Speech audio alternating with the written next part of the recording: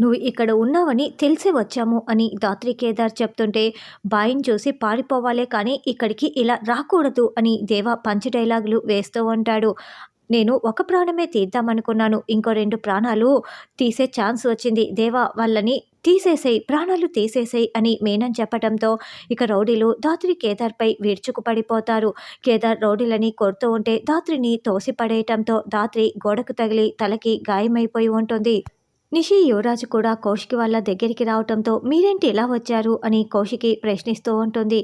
అంటే బాబాయ్ని ఒకసారి చూడ్డానికని వచ్చాము, అలాగే కాచిని తీసుకువెళ్దాం కదా అని యువరాజ్ అంటాడు.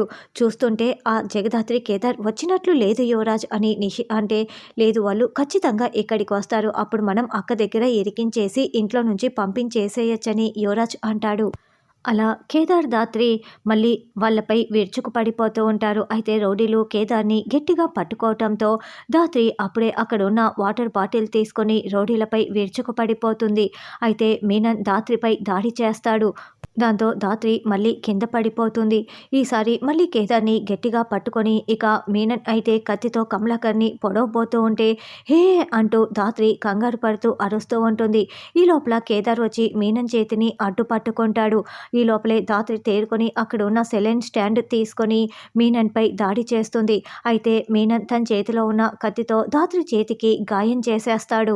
అలా మీనన్ ధాత్రి గొంతు పట్టుకొని నులిమేస్తూ ఉంటే ధాత్రి అంటూ కేదార్ అరుస్తూ ఉంటారు. సరిగ్గా అప్పుడే కౌశికి వాళ్ళు స్పృహలో లేని కాచిని చూసి కాచి కాచి అని పిలుస్తూ ఉంటే కేదార్ అరుపులు విని నేరుగా లోపలికి వస్తారు. ధాత్రికి ఊపిరాడక విలవిల్లాడిపోతూ ఉంటే సరిగ్గా అప్పుడే మీనన్ అంటూ కౌశికి రివాల్వర్ పట్టుకొని లోపలికి వచ్చి గాల్లోకి కాల్పులు కాలుస్తుంది. దాంతో మీనన్ ధాత్రిని వదిలేస్తాడు. ఏయ్ మీనన్, మర్యాదగా ఇక్కడి నుంచి కత్తి కింద పడేసి పారిపోయావా సరే, లేకుంటే షూట్ చేసేస్తానని రివాల్వర్ని గురిపెట్టి ఉంటుంది. మీనన్ పైశాచికంగా ఎగతాళిగా పగలబడి నవ్వుతూ, ఏంటి ఈ మీనన్నే చంపుతావా, మీనన్ అంటేనే చావు, చావుకి చావును చూపిస్తావా అని, ఎలా చంపుతావని అరుస్తూ ఉంటాడు. ఒక్క బుల్లెట్ నీ ఒంటిలోకి దిగితే చావు ఎలా వస్తుందో నీకే క్లారిటీ వస్తుంది, పేల్చేయమంటావా అని కౌశికి అంటుంది. మీనన్ నీకే చెప్పేది, నువ్వు వెళ్తావా లేదా అని కౌశికి అరుస్తూ షూట్ చేసేస్తుంది. అయితే మీనన్ పక్కకు తప్పుకోవటంతో ఆ బుల్లెట్ కాస్త గోడకు తగులుతుంది. ఈసారి నేను తప్పుగా కాల్చను, మిస్ అవనే అవదు, షూట్ చేయమంటావా అని కౌశికి మళ్ళీ వార్నింగ్ ఇస్తూ ఉంటే, ఏంటి నన్నే షూట్ చేస్తావా, ఏది షూట్ చేయి అంటూ ధాత్రిని అడ్డు పెట్టుకొని కమలాకర్ని కత్తితో పొడవటానికి దగ్గరికి వచ్చేసి కత్తితో పొడవబోతూ ఉంటాడు. అయితే ఈ లోపల కేదార్ రౌడీల్ని విదిలించేసుకొని మీనన్ చేతిని అడ్డు పట్టుకుంటాడు. కేదార్ అలా చాలా కష్టంగా మీనన్ చేతిలో ఉన్న కత్తిని కమలాకర్కి తగలకుండా అడ్డు పట్టుకోవటంతో అందరూ కంగారు పడుతూ టెన్షన్ పడుతూ చూస్తూ ఉంటారు. మీనన్ ఒకవైపు ధాత్రి జుట్టుని చేతిలో పట్టుకొని ఇంకో చేత్తో పొడవబోతూ ఉంటే కేదార్ అడ్డుకుంటూ ఉంటాడు. అప్పటికి కౌశికి, మీనన్ మర్యాదగా వదిలేస్తావా మా వాళ్ళని, లేదంటే షూట్ చేయమంటావా అని కౌశికి అరుస్తూ ఉంటుంది. బాయ్ బాయ్ వద్దు బాయ్ అని యువరాజ్ చెప్తూ ఉంటే నేను బాయ్నే అంటూ మీనన్ రెచ్చిపోతూ ఉంటాడు. అయితే కౌశికి మీనన్ చేతిపై షూట్ చేయటంతో ఇక మీనన్ ధాత్రిని కేదార్ని అందరినీ కూడా అక్కడ తోసేసి పరుగులు పెట్టి పారిపోతాడు. కేదార్ నీకేమీ కాలేదు కదా, జగదాత్రి నీకేమీ కాలేదు కదా అని సుధాకర్ కౌశికి వాళ్ళని అడుగుతూ ఉంటారు. నేను వాడిని వదిలిపెట్టను, ఇప్పుడే వెళ్తాను అని కౌశికి అంటే, అక్క ఇప్పుడు నువ్వు ఈ సమయంలో వాడి వెనకే వెళ్ళటం కరెక్ట్ కాదక్క అని యువరాజ్ అంటే, అవునొదిన, పైగా వాళ్ళ దగ్గర గన్నులు కూడా ఉన్నాయి, వద్దొదిన అని ధాత్రి చెప్తోంది. సరేనంటూ మనం వెంటనే బాబాయ్ని కాచిని ఓసారి డాక్టర్కి చూపిద్దాం బాబాయ్ అని కౌశికి అంటోంది.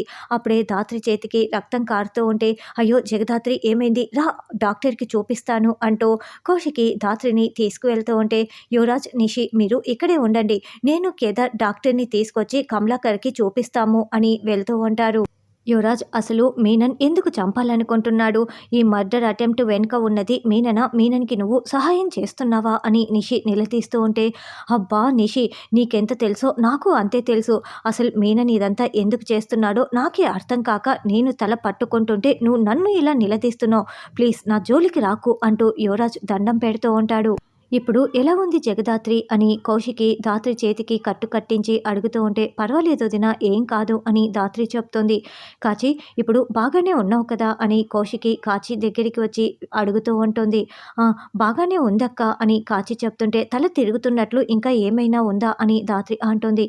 అలాంటిదేం లేదు జగదాత్రి, ఇప్పుడు బాగానే ఉంది. థ్యాంక్ యూ జగదాత్రి, ప్రాణాలకు తెగించి మరీ నాన్నని మీరే కాపాడారంట కదా, థ్యాంక్ యూ సో మచ్ అని నాన్న చెప్పారని కాచి చెప్తుంటే, ఇది మా బాధ్యత, ఇందులో ఏముందని ధాత్రి అంటుంది. అప్పుడే నిషి చప్పట్లు కొడుతూ, అబ్బా, అంతా మీరే ప్లాన్ చేసి రౌడీలను కూడా మీరే రప్పించి ఇప్పుడు ఏమీ తెలియనట్లు భలే నాటకాలు ఆడుతున్నారే అని నిషి, యువరాజు, ధాత్రి, కేదార్ని తప్పు పడుతూ ఉంటారు. మీనన్తో మీరు చేతులు కలిపారు, మీనన్ మీకు సహాయం చేయటానికి వచ్చారు అని నిషి అంటూ ఉంటే, చూడండి, మీరు ఇద్దరు అలా మాట్లాడడం చాలా పెద్ద తప్పు అని కౌశికి, సుధాకర్ వాళ్ళ ఇద్దరిని అరుస్తూ ఉంటారు. లేకపోతే మీరు వద్దని చెప్పిన తర్వాత కూడా వీళ్ళెందుకు ఇక్కడికి వచ్చారు అది అడిగి కనుక్కోండి వదిన, అప్పుడు మీకే అర్థమవుతుందని నిషి అంటుంది. అవును, నేను వద్దని చెప్పిన తర్వాత కూడా మీరెందుకు వచ్చారు? అయినా మీనన్కి ధాత్రి వాళ్ళమ్మ కేసుకి లింకు ఉంది. మీనను మన కుటుంబంపై పగబట్టాడు. ఇవన్నీ తెలిసిన తర్వాత కూడా మీనన్ జగదాత్రికి ఎలా సహాయం చేస్తాడు? నువ్వు చాలా తప్పుగా మాట్లాడుతున్నావు నిషి.